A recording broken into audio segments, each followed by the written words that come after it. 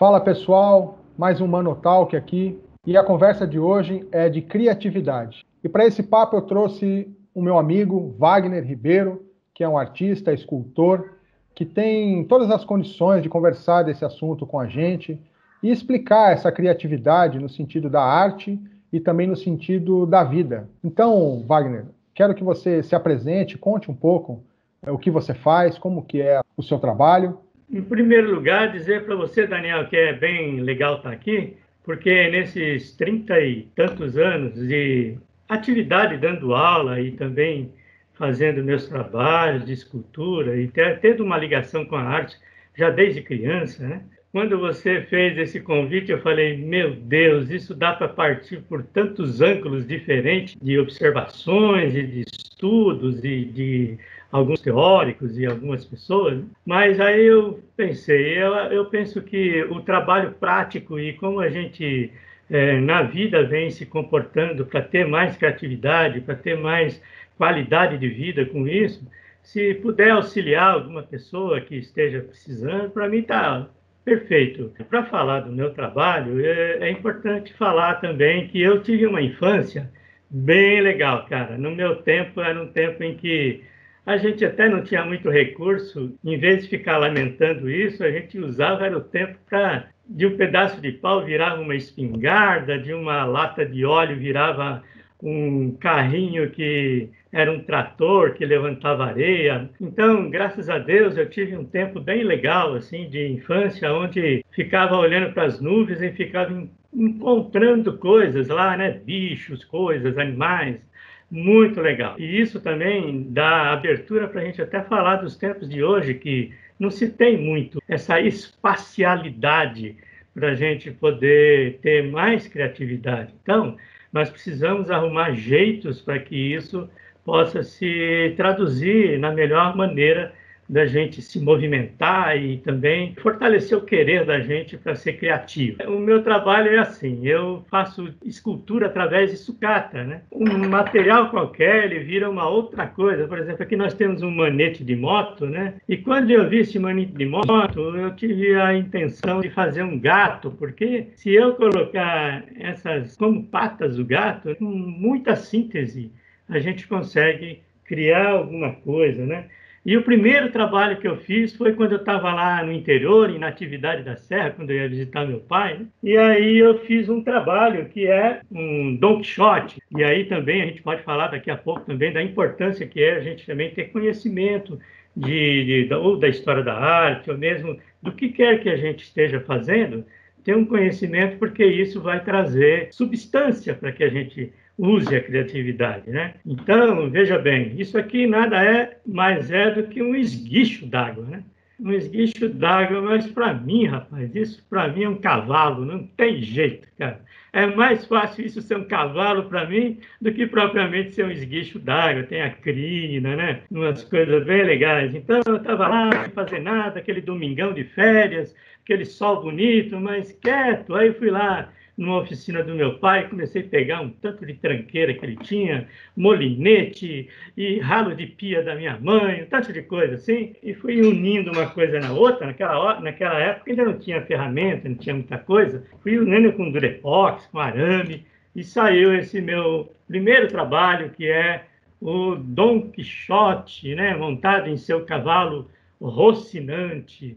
E aqui também tem uma história muito bonita, porque foi a primeira peça que eu expus, né? Comecei as minhas exposições. E aí vai, Daniel. Por exemplo, eu tenho aqui essa peça que eu estou guardando há tanto tempo, que é um chuveirinho, né? Que ela tem aqui na base uma facilidade de você dobrar, então ela é dobrável, né? E daqui vai sair uma Madonna, porque eu quero que as pessoas também tenham condições na minha escultura de poder movimentá-las, enfim. E a gente vê que a criatividade, então, pode ser também que esteja em ver o invisível, né? Porque você pegou um objeto que é um esguicho de mangueira e dentro dessa visão prática que a gente tem de esguicho de mangueira, você consegue ver a forma de um animal, de um cavalo, né? Então tem um Sim. pouco também de estimular a ver o invisível, ver o essencial, né? Como diz o Pequeno Príncipe, né? O essencial é invisível aos olhos. E isso o essencial também é uma manifestação da arte, né? Essa palavra criatividade, eu estudando ela, eu gosto de estudar o significado das palavras, e eu encontrei que ela tem a mesma raiz da palavra criação, obviamente, né? Criatividade vem de criação, e ela também significa a palavra criança e a palavra crescer tem o mesmo sentido de criatividade. Então, aquilo que a gente cria, aquilo que faz crescer, e também o sentido da criança é a própria palavra criatividade. Como você disse, que quando você era criança, você via as nuvens e imaginava outras coisas, além da formação da própria nuvem, né? Eu também tinha isso. Eu acho que toda criança que olha para o céu, ela consegue ver formas nas nuvens daquele mundo que ela vive, né? Então, a própria palavra criatividade tem ligação com a palavra criança. E crescer também. E eu acho bonito isso, né? Então você vê que é preciso ter esse olhar de criança, esse olhar de uma inspiração infantil, no sentido de ver o invisível, ver o essencial, para poder receber essa inspiração, para ser criativo e para construir as coisas que você quer construir. Amigo, bem interessante você trazer isso, porque, na verdade, o que acontece muito com a dificuldade da criação é exatamente esse tempo de criança que a gente tinha todo um tempo, toda uma capacidade de sonhar. A palavra certa é essa também, né? E aí, na medida que as coisas vão ganhando uma necessidade de atender o horizontal, né? A gente vem crescendo e as atribuições vão se dando, a pessoa vai perdendo essa simplicidade, essa ingenuidade,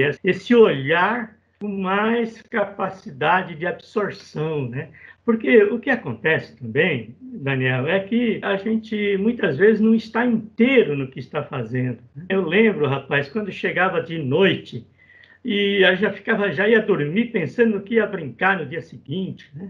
E hoje a gente vê muita gente que está triste, porque não vê a hora de chegar a sexta-feira para poder chegar ao final de semana, porque o trabalho muitas vezes é pesado. Aí vai chegando o final do domingo, né? Acaba lá um programa da televisão e já começa a escurecer e falar, ai meu Deus, está chegando a segunda-feira. Então, é triste quando a pessoa ela está numa coisa por uma obrigatoriedade, né? E a criança não tem isso. E o que a gente precisa resgatar é exatamente esse olhar, né? Você disse bem, é esse olhar para que a gente possa ver um pouco mais além do que da horizontalidade, que é onde a gente, né, precisa viver, precisa sobreviver, precisa ter o sustento e tal. Mas se a gente puder ter uma melhor qualidade no tempo de vida que a gente tem, no dia tem muito tempo para a gente destinar que seja 5 minutos para ter uma respiração mais tranquila, para a gente ter um tempo para a gente, para voltar para dentro, né? Porque até a educação que a gente recebe é uma educação para fora. E isso, com o tempo, a gente vai perdendo aquela naturalidade, aquela capacidade que é inerente a cada pessoa. Cada um veio para fazer uma coisa, e só ele pode fazer, é individual. Mas, na verdade, o que a gente precisa mesmo é essa volta para dentro, porque é dentro da gente que a gente encontra o que é preciso, né? O que eu vejo, amigo, é bem isso que você falou, é a mensagem que a gente veio dar ao mundo, né? O que é que a gente veio fazer? É uma coisa que eu sempre falo, que é uma busca que eu tenho durante toda a minha vida, descobrir o que eu vim fazer nesse mundo. E eu acredito que a criatividade, no modo geral, ela é muito útil para as questões de artes, né? Para música, para pintura, para escultura, para o teatro. E ela também é algo muito importante para a nossa vida do modo geral, porque é preciso ter criatividade para resolver as coisas, né? Ainda mais no mundo que a gente está vivendo hoje, um mundo que requer da gente reinventar, ressignificar tanta coisa. A gente está vivendo uma fase atual que a gente precisa rever rotinas, precisa ter criatividade para viver nesse mundo que a gente está vivendo hoje. Como que você vê o uso da criatividade no sentido prático? Como que a gente pode exercer essa criatividade no sentido prático? Por que eu estou dizendo isso? Porque eu acredito que há quem pense que a criatividade ou tem ou não tem. Ou a pessoa nasce com a criatividade, ou ela nasce com um dom de fazer alguma coisa e que às vezes ela não descobre se tem ou não aquele dom e passa aquilo adormecido o resto da vida. Eu penso que a criatividade também pode ser desenvolvida, às vezes até nas coisas simples da vida. Quando a pessoa consegue soluções simples para resolver questões da vida, é o uso da criatividade que faz com que isso funcione dessa maneira, né? É como se a gente conseguisse enxergar na solução da vida criatividade para resolver as coisas que a gente precisa resolver. Então você vê que a criatividade é algo que pode ser desenvolvido e a importância disso para a gente poder ter uma vida melhor. Como que você estuda esse assunto? O que a gente veio para fazer só é possível mesmo se a gente entender uma coisa básica, que se a gente quiser dar 1 milímetro de qualidade na vida, eu vou parar de ver tanta televisão, ficar largado lá, eu vou melhorar minha vida, eu vou fazer isso, aquilo, pode ter certeza. Tem uma resistência que vem, pega o sujeito para ver se ele quer mesmo. E não tem ilusão, né? No dia seguinte ela está lá de novo. Então é uma luta constante para a gente sair da inércia, né? Aí fica mais fácil um pouco, mas a gente sabe que nem sempre é assim, né? Quer educacionalmente falando, quer com um senso de disponibilidade que às vezes os pais não têm hoje em dia. Sobre vários aspectos a pessoa pode encostar e falar assim, não é para mim mesmo não, sabe? Eu vou ficar só curtindo mesmo o que os outros fazem, porque não é para mim. Não... Ou seja, isso é mais fácil. Isso é um prato cheio para a resistência, e pegar o sujeito e nem liga para ele, ele está lá largado dele. Mas aí chega um momento da gente ler um pouco mais, estudar, ver qual é a área que a gente está, se aperfeiçoar um pouco mais. Eu gosto de história da arte, eu sempre gostei de música, mas eu não tinha muita familiaridade com música erudita, lírica, né? Não deu outra. Teve uma época que a vida me colocou na frente um coral para eu poder aprender e curtir. E hoje eu tenho um repertório melhor, que já ampliou um pouco mais. Aí também está muito baseado num livro, né, que a gente já até leu junto, que é do Steven Pressfield, que é A Guerra da Arte, né? É muito legal, eu recomendo para aquelas pessoas que estão assim, como eu já tive, né, algumas vezes. Quantas vezes eu esperava, assim, amanhecia no domingo pela manhã, né, era jovem ainda, e assim, nossa, vai ter um jogo maravilhoso às 4 horas da tarde, né, meu time vai jogar, tal. Aí, naquela época, logo cedo já ouvia os comentaristas, aí o ônibus chegando, aquela torcida, aquela coisa assim que inebria, né, que a pessoa começa assim... E o domingo vai embora, cara. E o bom da coisa era ver o jogo só, mas ele levou o domingo inteiro fazendo isso. Então, sair dessa inércia, Daniel, é a grande dificuldade. O cara fala assim, eu quero ser um grande músico, né? Mas você vai mesmo parar para estudar, para ficar dedilhando, fazendo calo na mão, tendo aquela solidão, todo mundo saindo para passear e tal, e você está ali, né? Porque muitas vezes a construção da gente mesmo é solitária. A gente não tem só coisas difíceis para resolver, tem um tanto de coisa boa dentro, e essas coisas boas, elas dão suporte para que a gente vença as coisas difíceis, né? Bem legal você ter falado desse livro, porque quando a gente marcou essa conversa, foi um dos livros que eu estudei, que eu reli alguns trechos, que é um livro que eu gosto muito, que é A Guerra da Arte, do Pressfield, né? Que ele conta qual foi a luta que ele teve para se tornar um escritor profissional, que é vencer a grande resistência que existe em todos nós.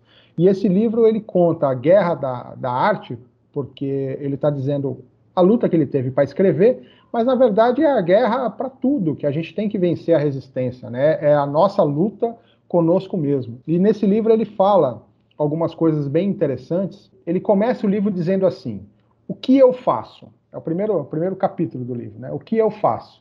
E aí ele descreve toda a rotina dele para ele sentar e fazer o trabalho que ele tem que fazer.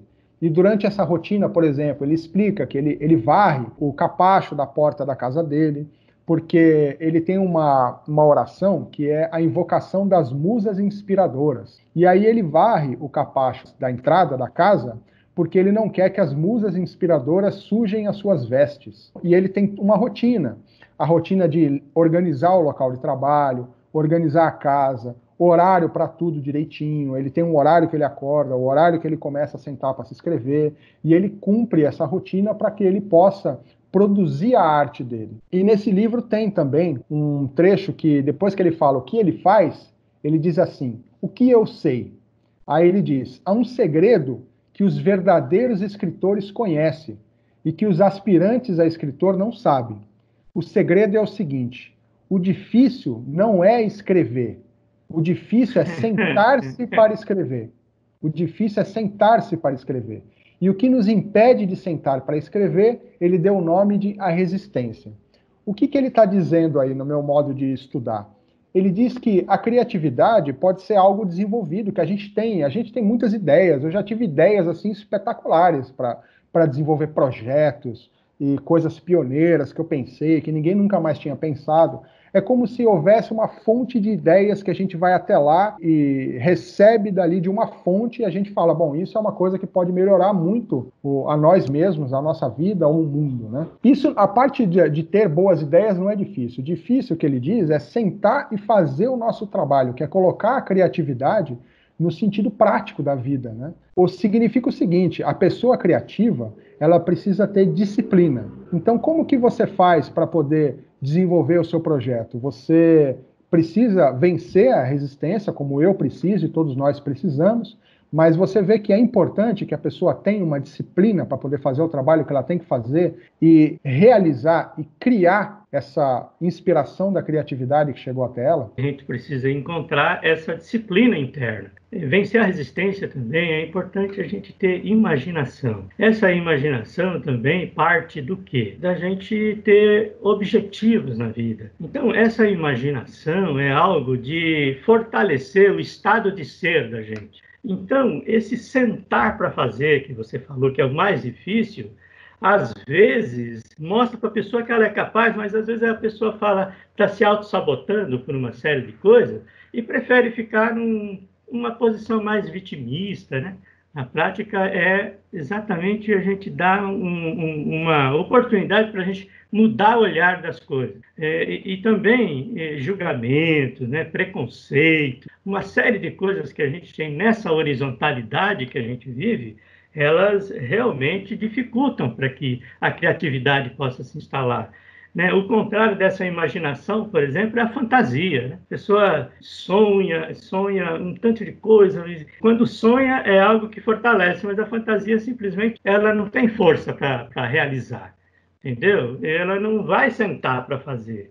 Ela não vai se dar o trabalho. Ela só fantasiou e não dá sequência nas coisas. Né?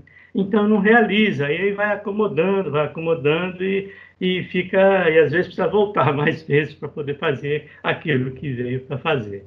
É isso mesmo, porque eu penso que, como eu disse, né, a criatividade, eu acredito que ela possa ser desenvolvida, assim como outras habilidades que o ser humano tem, mas eu acredito nisso mesmo, numa fonte de ideias, numa fonte criativa que emana todas as coisas que a gente pode fazer. E aí depende, a gente é como se fosse um instrumento, né, que ele pode ser tocado por essa fonte superior, que emana as ideias, emana a fonte da criatividade. Beethoven, você sabe que ele escreveu 9 sinfonias ao longo da vida dele. Né?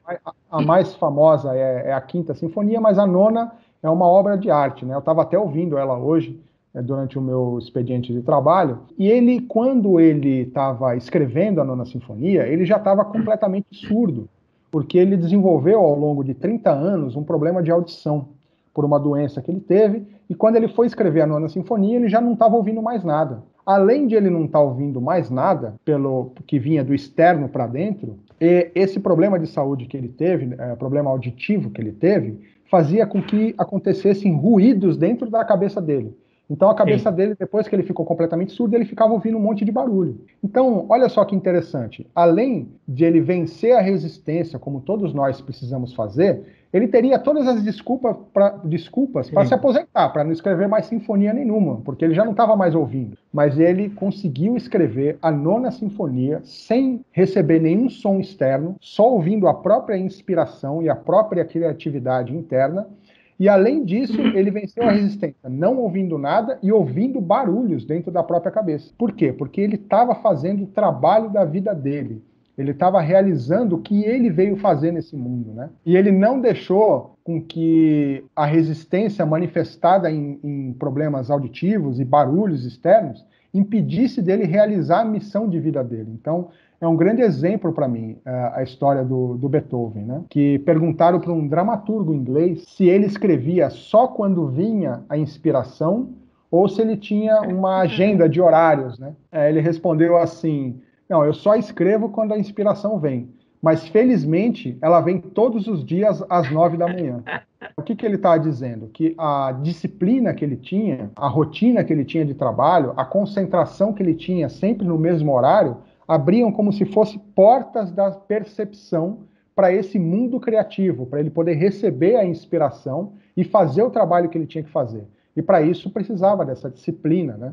Então, você pensa nisso também, que a criatividade, a inspiração, ela é como se fosse o acesso a uma fonte divina de ideias que a gente recebe aqui e depende da gente poder realizar isso. Como que você vê isso? Nós somos muito treinados para a primeira e segunda, que é a inteligência linguística, a inteligência matemática, lógica, porque é até uma base isso, para nós termos uma vida com qualidade também, a atender o que é preciso. Essas duas vertentes, que está ligado com o lado esquerdo do cérebro, né?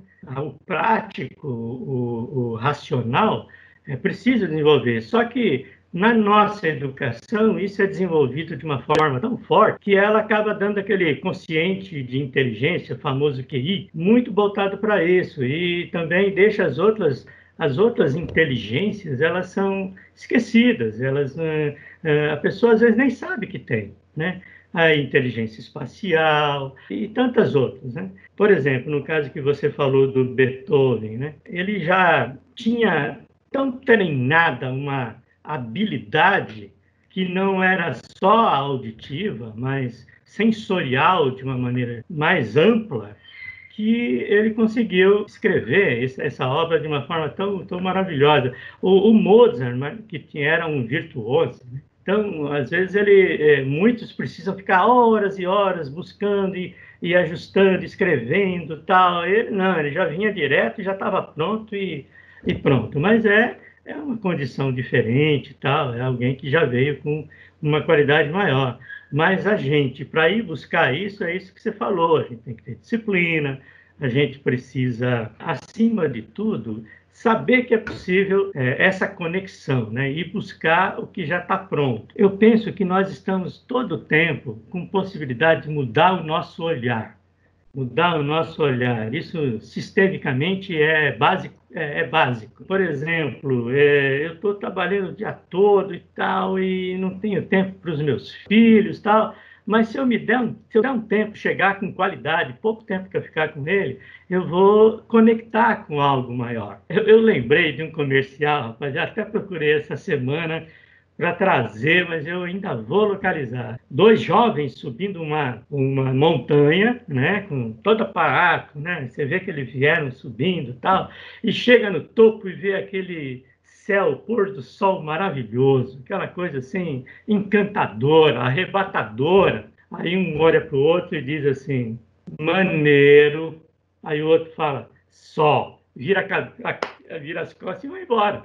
Rapaz, você pode chegar ali na beira do mar e pegar só um copo d'água, mas você pode entrar e entrar na onda. Então, o nível de aproveitamento que a gente tem na vida, ele vai muito também da gente melhorar o nosso olhar. E a vida traz para isso, né? Se a gente se der o direito de ter um nível de concentração um pouco melhor nas coisas que verdadeiramente trazem uma qualidade para a vida da gente, isso pode facilitar mais. A nossa conversa aqui é para se conseguir chegar nas pessoas de uma maneira que ela destine 5 minutos para ela ficar quieta com ela.